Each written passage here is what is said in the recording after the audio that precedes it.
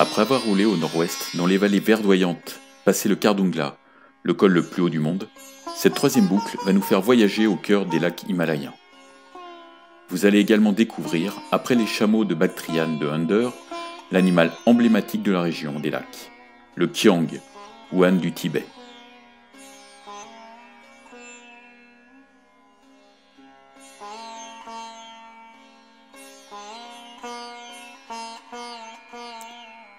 Après le plein à la station, nous prenons la route de la vallée de l'Indus pour descendre de Leh vers Mahe.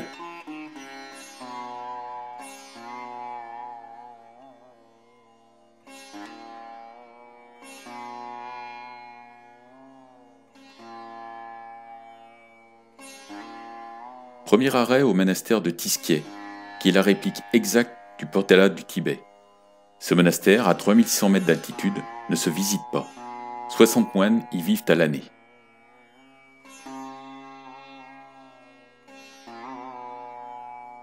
Toujours guidés par notre excellent guide indien francophone, Ravi, nous repartons vers Emis et traversons l'Indus. Ravi est un excellent guide qui nous permet de découvrir la culture Ladakhi.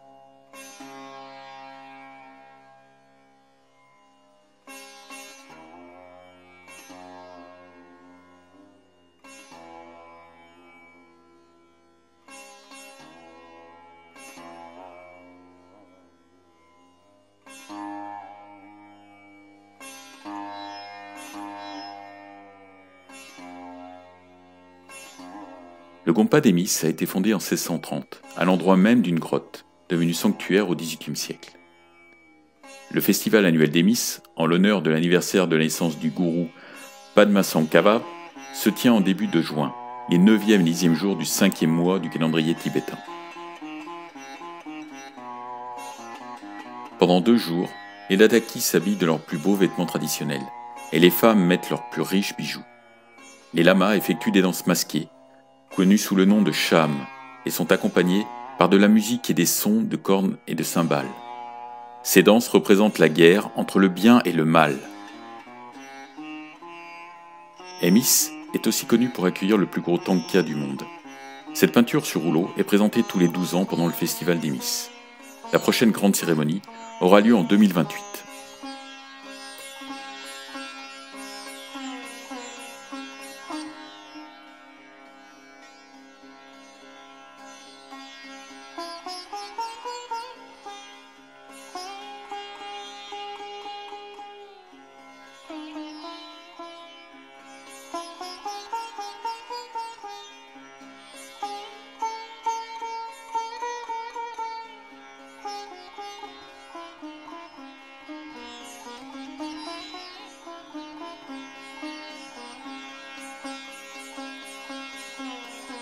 Après Emis, nous remontons l'Indus pour nous arrêter au checkpoint du pont de Mahe.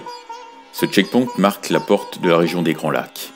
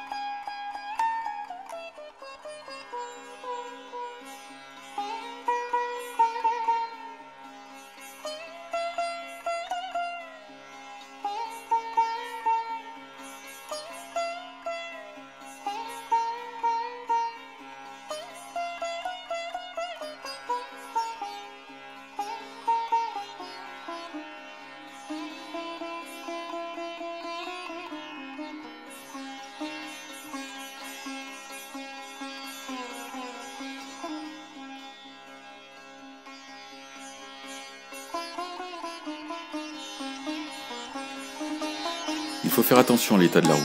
Des pierres posées sur la chaussée matérialisent les trous les plus importants.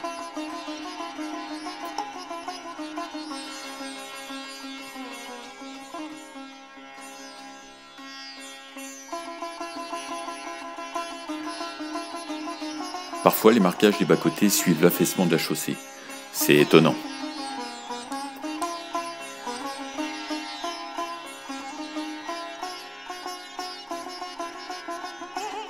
Nous roulons maintenant sur les pentes du Tanglala, sur un excellent goudron.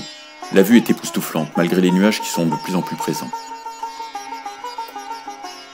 À plus de 5000 mètres, la neige est uniquement présente sur les faces nord des montagnes.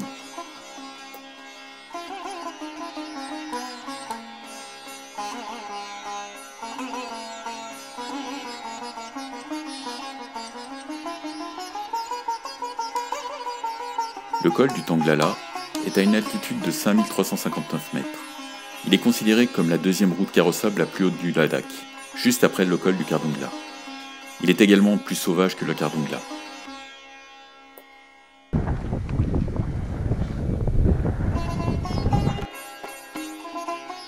Comme tous les touristes, nous prenons la photo souvenir à pied, casqué sur la moto et enfin tête nue, toujours sur la moto. Puis, dans le froid, nous redescendons par le col vers la route de Manali.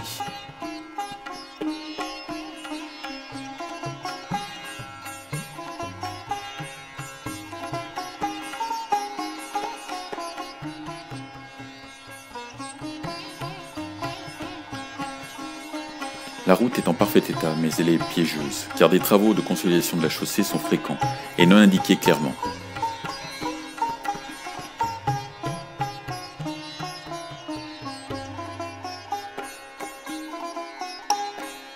Nous croisons toujours les files de camions qui ravitaillent les.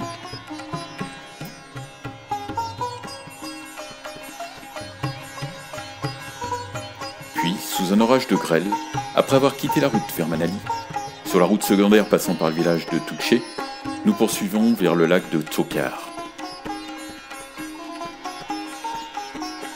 Nous arrivons enfin au lac de Tsokar en croisant le seul magasin dans un rayon de 50 km à la ronde. Le petit village n'est habité que l'hiver par les nomades qui élèvent les pashminas. L'été, il est désertique. Notre campement est au bord du lac. Il est constitué par des tentes et une pièce chauffée qui nous permet de nous restaurer. Tsokar, qui signifie lac blanc en adaki, est un lac salé. La couleur blanche provient de la croûte épaisse de sel autour du lac. Dans le passé, le lac était source d'approvisionnement en sel pour les peuples du Ladakh et du Tibet. Mais l'absence de pluie depuis plusieurs années a fait reculer de plusieurs centaines de mètres ses rives. Notre camp était sur ces berges il y a moins de 3 ans. L'étape du lendemain est assez courte. Elle relie Tsokar à Tsaumoriri, les deux grands lacs de la région. Sur la piste, nous nous arrêtons dans une tente-bar, parfaitement décorée aussi bien à l'extérieur avec son allée de galets qu'à l'intérieur avec ses moelleux coussins.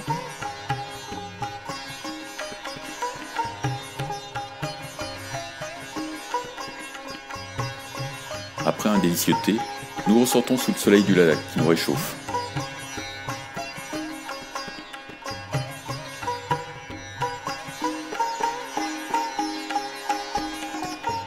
Sur la piste, nous croisons des grands échassiers, mais aussi le Falun-Kiang, Wen du Ladakh.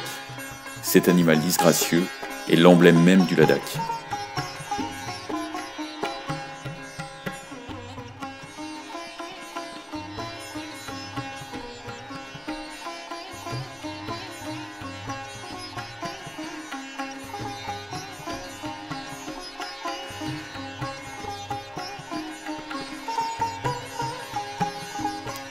Le barman nous indique que la piste de gauche n'est pas praticable. Cette information est corroborée par les deux Anglais que nous croisons en Royal Enfield qui viennent de faire demi-tour car l'indu sang cru ne leur a pas permis de poursuivre leur voyage. L'élevage des chèvres pashminas est particulièrement soutenu par le gouvernement indien. Le tourisme et les chèvres pashminas sont les premières sources de revenus du Ladakh. Sans cette agriculture, la région se serait vidée de sa population, dans un contexte géopolitique assez complexe. La pashmina, de la chèvre de race Chankra, constitue la meilleure qualité de tissu en Cachemire, et il y est parfois fait référence en tant que l'or en fibre. Le terme pashmina vient du persan pashmina, qui signifie lainage ou étoffe de laine. L'école de Pouga accueille une centaine d'enfants dont les parents sont des nomades qui élèvent les pashminas. L'hiver, les nomades se rassemblent dans les villages avec leurs cheptels dans des maisons construites par le gouvernement. Les enfants en profitent pour étudier. Malheureusement, les vacances scolaires d'août ont fait que l'école était déserte. Nous arrivons enfin au lac Moriri. L'attente est tout confort. La nuit précédente a tellement été froide que j'ai acheté une paire de chaussettes en laine de yak. Je l'ai cherché toute la journée dans l'un des rares magasins tout au long de la route. Le lac Tsaumoriri est situé à une altitude de 4530 mètres. Il est entouré de montagnes arides et d'imposants sommets enneigés à plus de 6000 mètres, tels que le Shamser, le Lungser, le Mainstock. Le lac, long de 26 km et large d'environ 5 km, serpente le long de la vallée de la Rumchou. C'est le point le plus proche du Tibet, qui est à moins de 80 km. Malheureusement, il est inatteignable par des étrangers. Puis Lé, à 3500 mètres d'altitude, nous n'avons fait que monter en altitude. Nous ne sommes jamais descendus à moins de 4500 mètres, ce qui provoque chez certains d'entre nous le mal des montagnes, avec un fort mal de tête, pouvant provoquer des nausées. Si le Diamox permet d'atténuer les conséquences, il faudra passer par l'oxygène pour les plus touchés qui n'ont pu dormir tant qu'ils avaient des céphalées.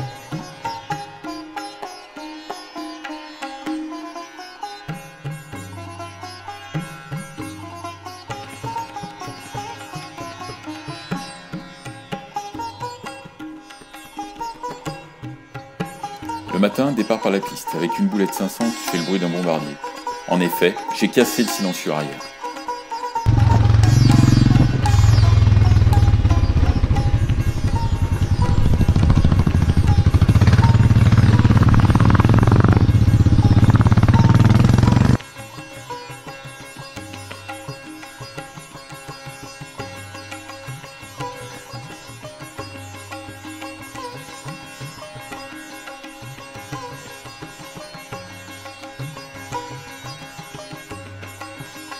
C'est le retour avec des arrêts déjeuner dans des échoppes de la vallée.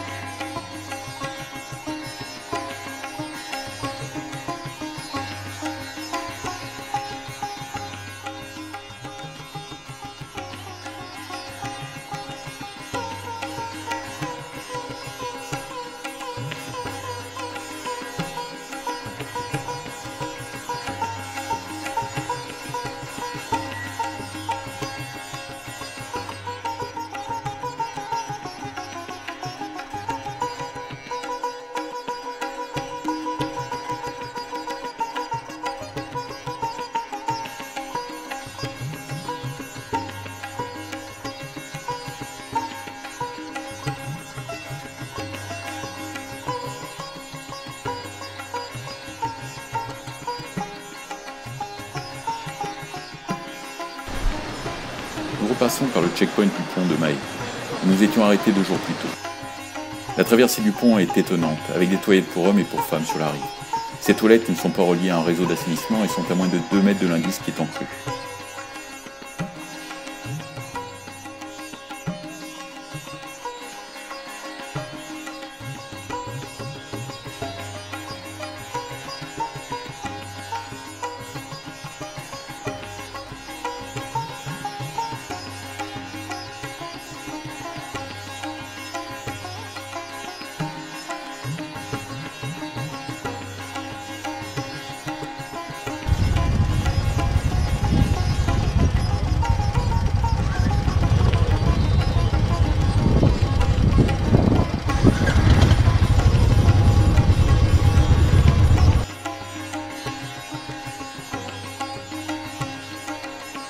Florence, en voulant éviter sans trop s'enfoncer dans les eaux de l'Indus, s'est trop rapprochée de la digue.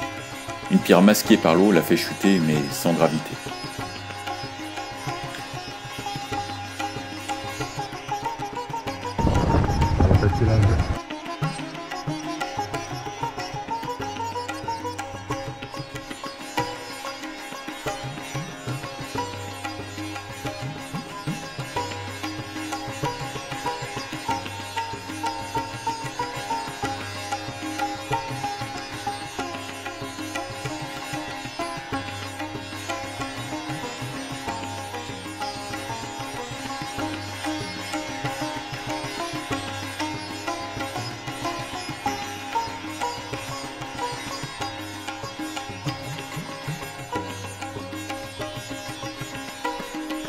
Sur la route de Lé, ma moto louvoie. Après un premier arrêt où rien n'a été détecté, je m'arrête quelques kilomètres plus loin car les louvoiements sont de plus en plus importants.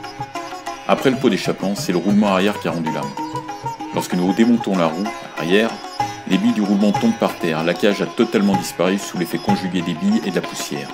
Moins de 15 minutes après, la roue arrière est remontée avec un nouveau roulement. La boulette est imaginée pour les pays émergents, avec une couronne qui reste solidaire de la suspension arrière. C'est une moto qui est pensée pour faciliter sa maintenance.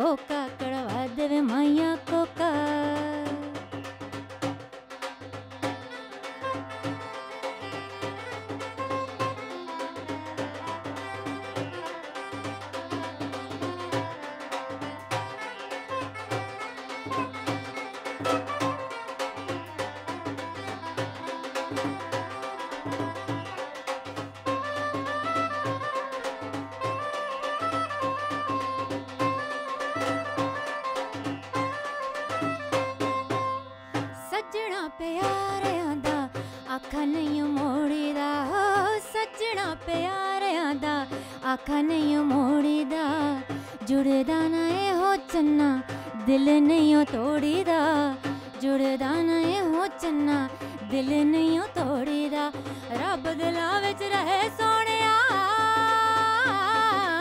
रब दिलां विच रहे सोहणिया बुल्ले शाह दा होका वेहाणिया कोका कड़वा देवे मैया कोका वेहाणिया कोका।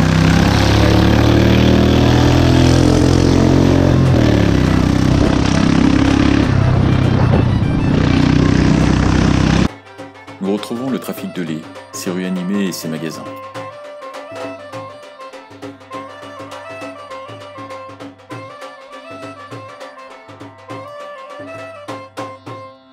सजना हुसन मेरा दिंदा दुहाई वे हो सजना हुसन मेरा दिंदा दुहाई वे गोरे गोरे रंग दी तू कदर न पाई वे गोरे गोरे रंग दी तू कदर न पाई वे हर सावण दी रुत है कानू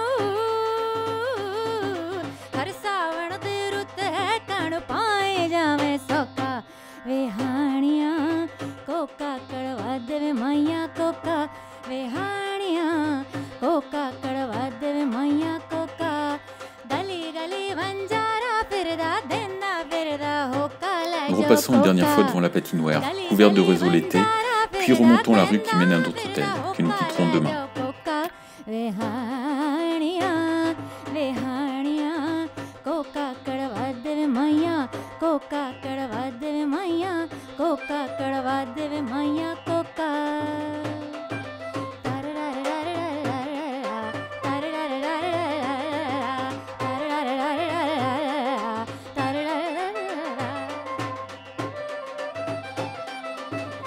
L'hôtel Naro a un jardin potager qui lui permet de produire les herbes et lentilles pour l'année. Cet hôtel, d'une trentaine de chambres, très confortable, nous a permis, grâce à son service de buanderie, de rayonner avec le minimum de vêtements. Moins de 36 litres pour 3 à 4 jours. Sur les 3 boucles, nous serons passés par l'école du Kardungla, du Tanglala et par le Fotula Top. Ainsi s'achève Oasis et sommet du bout du monde.